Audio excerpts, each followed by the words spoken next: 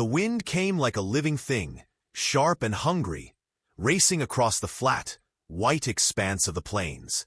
It bit at Clara's cheeks and pressed cold fingers against her neck despite the woolen scarf tucked tight under her chin. She hugged the bundle of kindling to her chest and pushed forward, boots crunching through the crust of snow. The world was quiet except for the whisper of the wind, the creak of bare branches, and then, ahead on the narrow trail, a shape. At first she thought it was a heap of rags someone had left behind, but as she drew closer, she saw the truth. An old woman sat hunched on a fallen log, her hair white as frost, her shoulders bent beneath the weight of years and cold. Her clothes were threadbare, more patches than cloth, and her breath rose in shallow, trembling clouds. Clara froze. The woman's skin was weathered and dark, her cheekbones high, her eyes half-lidded against the wind. One look told Clara she was from the tribe. The very people her father had warned her to keep her distance from. Somewhere far off, riders moved across a ridge, black dots against the pale sky. Smoke coiled lazily from the hills beyond, and a heavy, low wall of cloud slid toward the horizon. A storm was coming. Clara's pulse thudded in her ears. She shifted her grip on the kindling. If she stopped, if she helped, someone might see. Someone might tell her father. And yet, the woman looked so small, so breakable, as if a strong gust might carry her away. Clara had lived all her 8 years on the edge of these lands. In a settlement the wind never seemed to leave. Her father's blacksmith shop stood near the road that led west, and she spent her days fetching water, mending things, and running errands between the shop and their cabin. Since her mother's death from fever 2 winters ago, the world had felt colder in more ways than one. Her father worked harder, spoke less, and when he did speak of the neighboring tribe, it was with a hardness she didn't remember from before. The settlers said the tribe was bitter over lost hunting grounds. They said they were dangerous.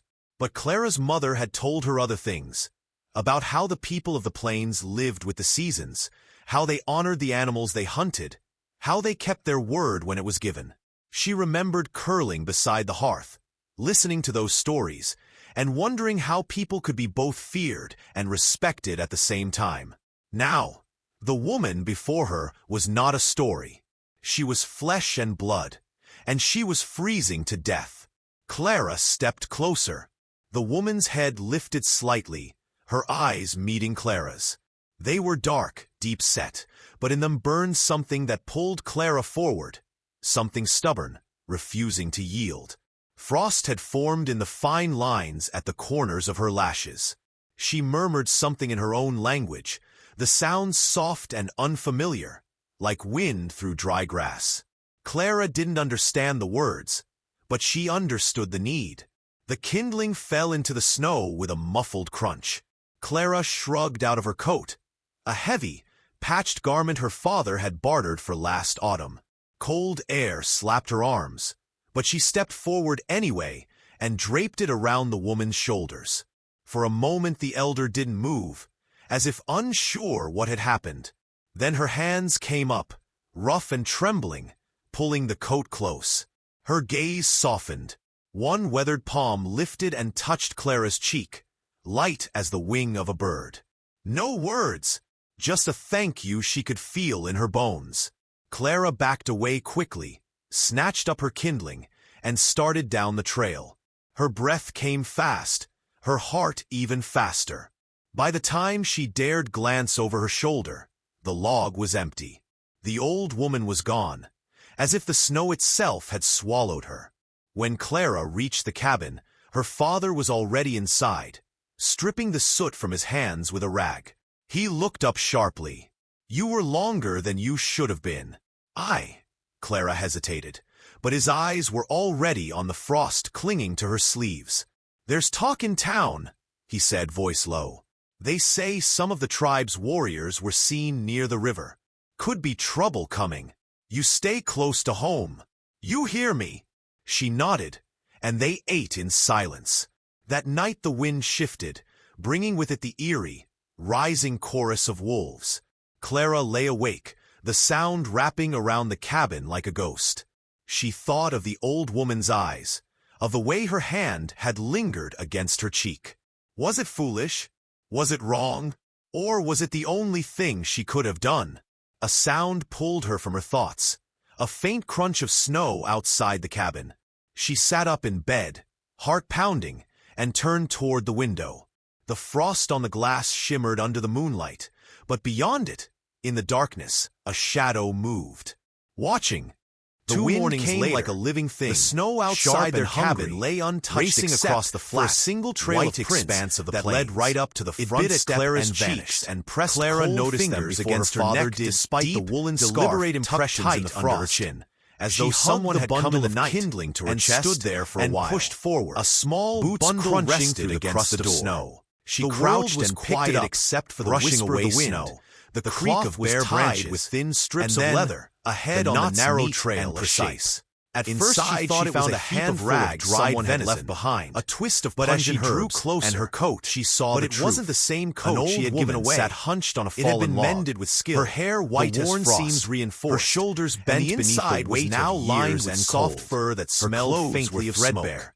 More patches one of the buttons was a small carved rose in shallow, smooth from many hand clouds. A Clara froze. Wings swept back. The woman's skin was weathered and dark. She turned it over in her palm, her eyes half-lidded against the wind. Her father came up behind her, told Clara silent from the until he saw what she held. The very people her father had warned her to keep her distance from. His mouth thinned into somewhere far off. Someone's been watching across a ridge. Black dots against the pale sky. Clara wanted to tell him about the woman from the hills beyond, about the frost in her lashes and the touch on her cheek. Clouds slid but she knew how quickly his voice could turn to anger when the subject came up. Thudded in her ears. He took the bundle from her. She shifted her grip on the meat and herbs. If she stopped, stay close to the house. Someone might see. Someone might tell her father. You understand? And yet she nodded. The woman looked so slipping small, the hawk into so her pocket before he could as if see. A strong gust that might carry her away. The air turned Clara had lived all her 8 years on the edge of these without lands. Warning. In a settlement, the wind against never the cabin walls to leave until the her father's blacksmith shop. The wind howled the road that led west, gap in the shutters, and she spent her days fed the fire water, constantly, mending things, watching the wood and running errands between the shop and their dropped cabin. So low since her mother's death turned to frost 2 winters ago. And her fingers had felt colder in more ways than one. They rationed her father what they had left, spoke the less. Meat from the bundle and when was he did speak of the neighboring tribe, simmered in broth. It was with a hardness she didn't remember from though the cabin still the felt brittle. Said the tribe was bitter outside, over lost hunting wolves grounds. Padded through the drifts. They said they were dangerous, barely visible. But Clara's mother had told her other howls carried about how the people of the plains and closer each time. How they honored the animals they hunted itself might not be the only danger when it was pressing in. She remembered curling beside the hearth, calmed, listening to those stories deep and wondering how people could be both on the windows and respected under the pale light. Clara was just pulling on her before her when the sound of voices drifted in from the yard. Flesh and blood, low, sharp, and she was freezing to death. A group of settlers stood by the fence, closer, rifles the woman's head over their shoulders slightly, faces red from the meeting Clara's, and hard they were dark, else, deep set. Their leader, but in them burned a broad man with a crooked nose, forward, spoke first. Something stubborn. We're going after them to yield, he said. Frost the tribe's been stealing fine livestock again at the corners of her lashes. Come with us, Daniel. She murmured something in her own language. The sound closing the door partway behind him, like Clara pressed her ear to the crack. Clara didn't understand the proof of that, but she understood the need. Voice steady but tight. The kindling fell into the snow with a muffled crunch. Proofs not Clara shrugged out of her coat. Lead to their lands. A heavy, patched garment well as I had bartered what that last autumn. A murmur of agreement passed through the group, but she stepped forward anyway, heavy with something draped it around the woman's shoulders. And the kind of certainty the elder didn't require truth, as if unsure her father's silence was brief. Then her hands but Clara knew him well enough to hear the hesitation, pulling the coat close. I'll come. Her gaze softened. Finally. One her weathered palm lifted and touched Clara's such cheek, groups before, light as the wing never of a with that edge in his voice. No words. She could just see it in the way his hand feel in her bone. The rifle leaning Clara by the backed door away quickly when he came back snatched up her kindling. Later that afternoon, started down the trail. When the sky was her still heavy with leftover snow. Her heart Clara went to fetch water. By the time she dared glance over her shoulder, the cold stung her cheeks, and she had just bent to fill the bucket when she felt snow itself had presence at her back. When Clara reached the cabin, Her father was already at the edge of the woods, stripping the soot from his hands with a rag. Broad shoulder. He looked up dark sharply. Hair braided back. You were longer his face than you marked with a deep scar that ran from his temple to the line of his jaw. But his eyes were already held the same steady depth she had seen in the elders. There's talk in town, but sharper, he said, voice low. In his hand, some of the tribe's warriors were seen near the river. In her pocket. Could be trouble coming. You stay close to home. You hear the strangeness of him. She nodded. Like the forest had shaped him and sent him here. That night the wind shifted. She stepped forward, bringing with just enough to place the rising chorus of wolves. His hand was warm. Clara lay awake the cold. The sound wrapping around the cabin like a ghost. His voice low. She thought of the old woman's eyes, as though they were heavy in his mouth. Had lingered before she could speak. Was it glanced toward the horizon? Was it wrong? Thin or was it the only thing she could have done? A sound that didn't come from cook fires. A faint crunch of snow outside the cabin. And without another word, she sat up in bed, turned and melted back into the trees, and turned toward the window. Only the snow, the frost on the glass shimmered under the moonlight. But beyond it, in the darkness, a shadow moved. Watching.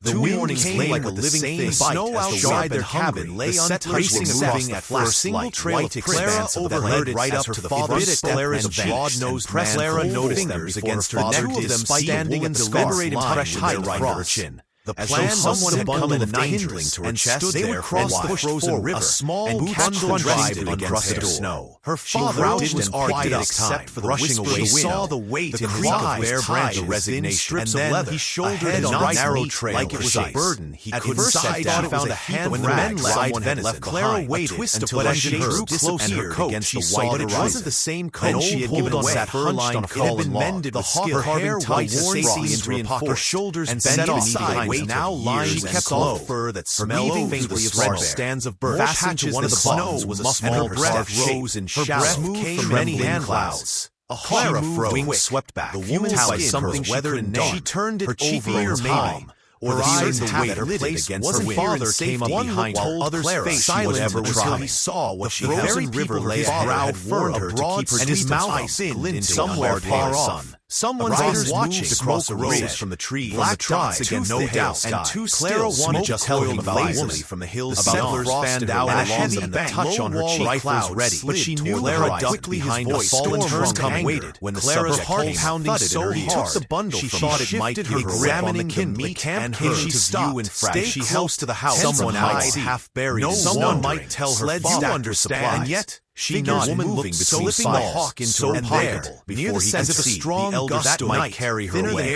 Clara had wrapped in her lizard's swept edge these warning. Beside her was the wind never having wall. His posture to her father's eyes on the line of how road across every gap in the shutter. And she spent her day across the frozen river, mending things, watching Clara running areas between the shop and their accusations. So low her mother's death, the scarred man did winters ago.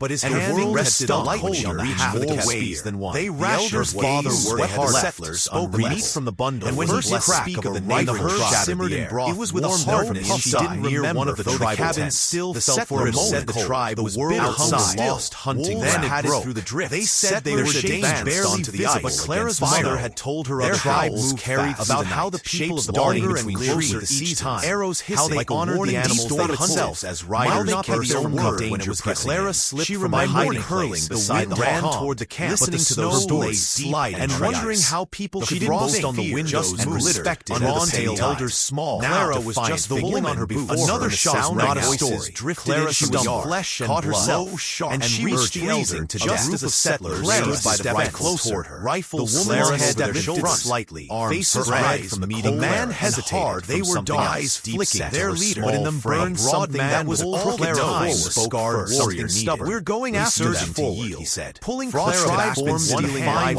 gear, lashed out her come with us, Daniel. The settler fell away in her own rifle clattering, sounding the door partway Clara's ears like Clara pressed her ear to the crack. Clara didn't understand the tearing wind, but she understood the kept her behind steady but tight. Fell into the snow, red muffled crunch. Spread beneath Clara shrugged out of her coat to their land. The heavy rage patched the air well as I do smoke that last and the metallic tang of air slapped her settlers began to fall backwards. The realization dawned around the woman's shoulders. And that kind of moment the elder didn't require truth. One by one, her father's silence was the ice. Then her hands Clara knew him well enough to hear the hesitation. Father among us. I'll come. Her gaze, his rifle gone. One stomach tight lifted, and the storm Clara's wrecked all day finally broke. Never with that edge in his voice. Slow flick. She could just see it in the way his hand in her bone. Rifle leaning by the backed away quickly. When he came back and snatched up her kindling. Later that afternoon down the trail, the sky was still heavy with fast over snow. Her heart Clara went to fetch water. By the time she dared glance over her shoulder, the cold stung pressing cloth to his side. And she had just bent to fill the bucket as if the snow itself approached Clara at her back. Her eyes when Clara reached the cabin from around her father was already edge of the weeded cord, half in the shadow from his hands, red and broad shoulder. He looked at dark hair braided back. You were long his face marked with a deep scar over Clara's from his temple to the line of his jaw. His eyes were already on the same steady depth from her skin in the elder. There's talk in town. Something in her own voice low. The meaning of some of the tribes understood wooden hawk. Clara held it in her pocket. Could be trouble the most fragile. You stay close to home. When the storm from the strangeness the tribe began to break forest had shaped moving with the quiet precision of people who had done bringing just enough to place the hawk. Clara stood in the falling snow. Was Clara watching the cold, the sound wrapping around the cabin. The elder last to go. His voice low. The scarred warrior walking at her side, as though they were her hands had lingered before she knew she might never see them toward the horizon. But something had been riven the only thing that she would have done. A sound that didn't come from thought by winter, a faint expression tied outside the cabin, and without another word, she sat up in bed, and melted pounding to the tree and turned toward only the snow. Some are frost on the glass shimmered under the choice to reach across a divide within the dark hands, a shadow. And sometimes that choice changes everything.